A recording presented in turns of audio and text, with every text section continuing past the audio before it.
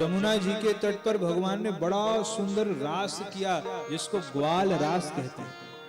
एक गोपी रास है, एक ग्वाल रास है। भगवान मध्य में बैठे हैं, कैसी अद्भुत शोभा है। विभ्रदवेणुं जठरपटयो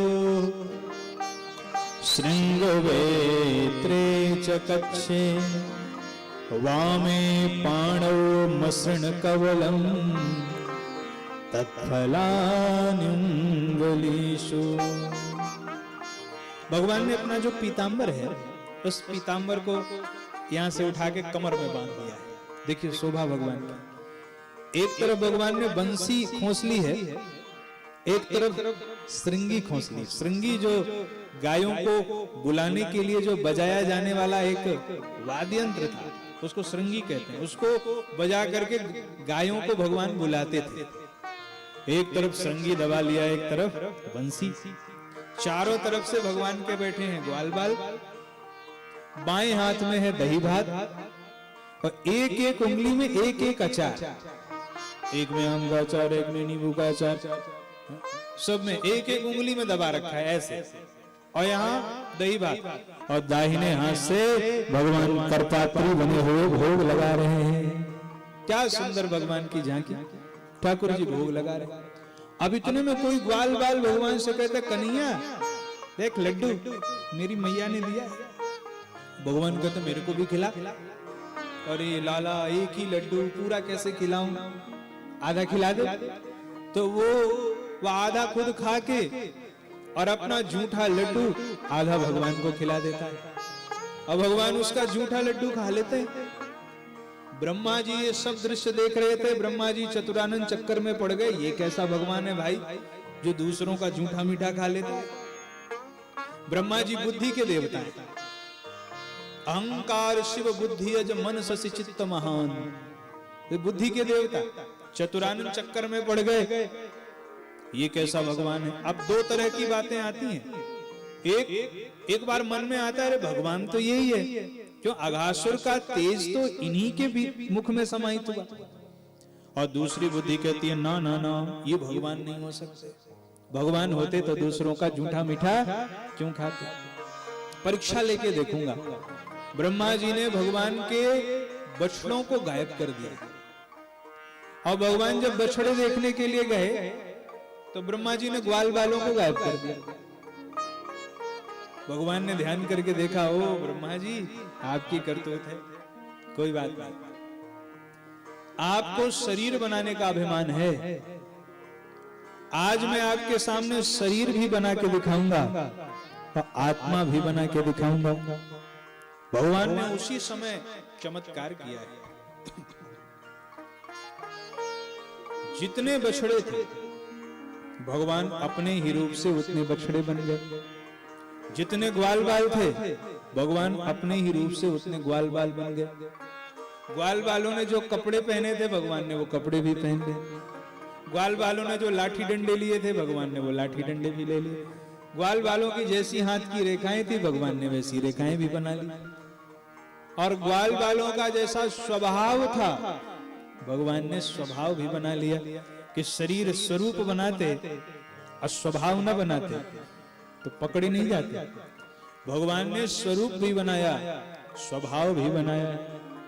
सर्वम विष्णुमयम गिरोंग बदजा। आज भगवान ने इस महावाक्य को चरितार्थ कर दिया।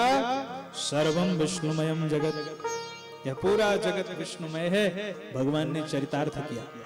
1 साल तक लीला होती रही, कोई नहीं जान पाया। 1 साल जब बीतने को आया तब तो बलराम जी को पता चला। इधर ब्रह्मा जी ने सोचा चलो नीचे चल के देखें क्या हो रहा है। ब्रह्मा जी नीचे आए तो वही लीला। ब्रह्मा जी चक्कर में पड़ गए। अरे ग्वाल बाल और बछड़े तो मैं वहां सुला के आया हूं।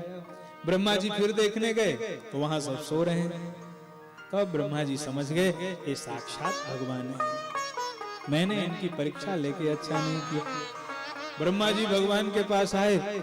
ग्वाल बाल कहते अरे देख भैया कन्हैया कोई चौमुहा तुझसे मिलने के लिए आया है। तब से उस स्थान का नाम ही हो गया चौमुहा। वृंदावन में आज भी वो जगह है जहां ब्रह्मा जी भगवान की स्तुति करने आए थे। उस स्थान को चौमुहा कहते हैं। क्योंकि ग्वाल वालों ने चौमुहा कह के ही ब्रह्मा जी को पुकारा था।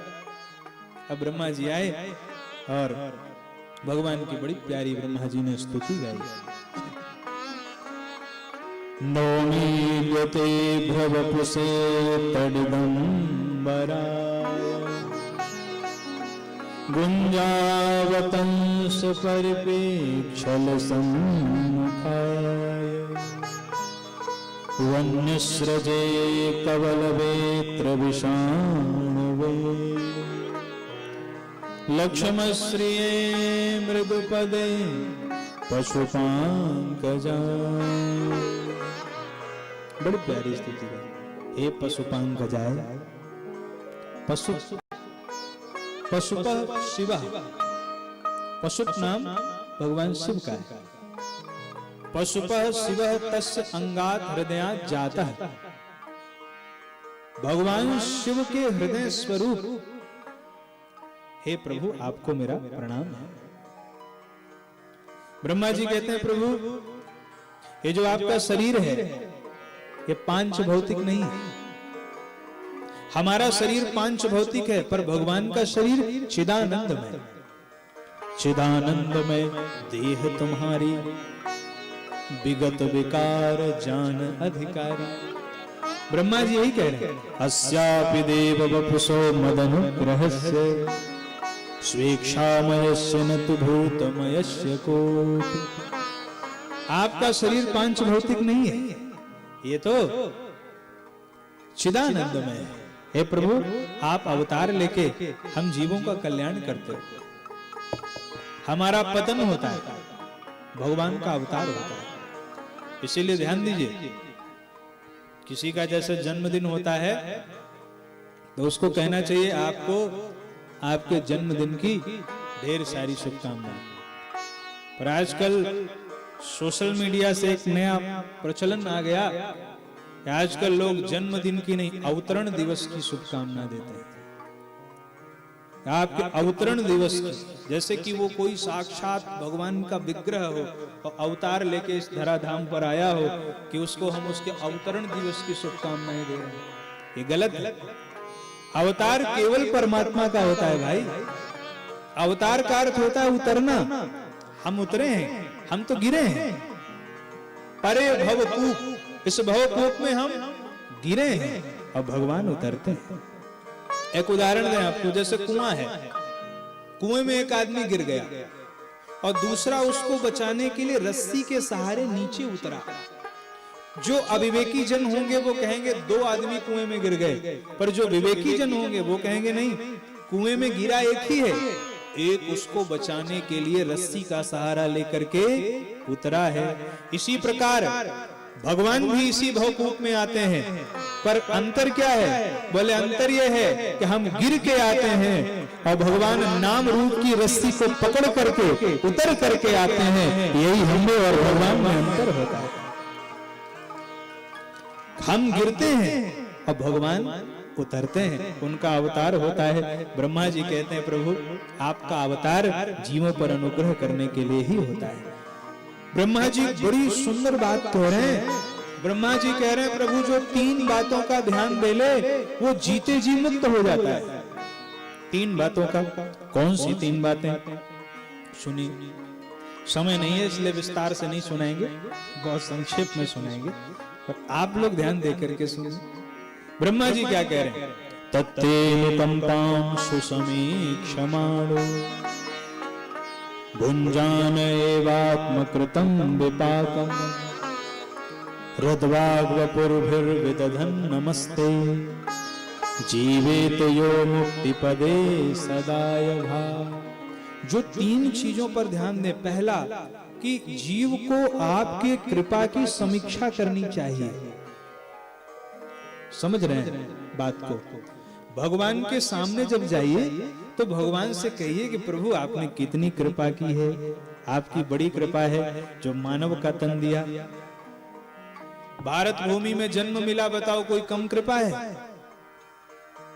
पहले तो 84 लाख योनियां हैं और 84 लाख योनियों में सर्वश्रेष्ठ मानव का देह मिला, ये सबसे बड़ी कृपा। अब मानव भी बनाया मान लो जन्म दे देते कहां, सीरिया में, अफगानिस्तान में, जहां लोग आतंक के साए में कब उनका जीवन शांत हो जाए उनको भी नहीं पता। तो मानव बनाया, और मानव भी बनाया तो मानव भारत भूमि में जन्म दिया, ये उससे भी बड़ी कृपा है।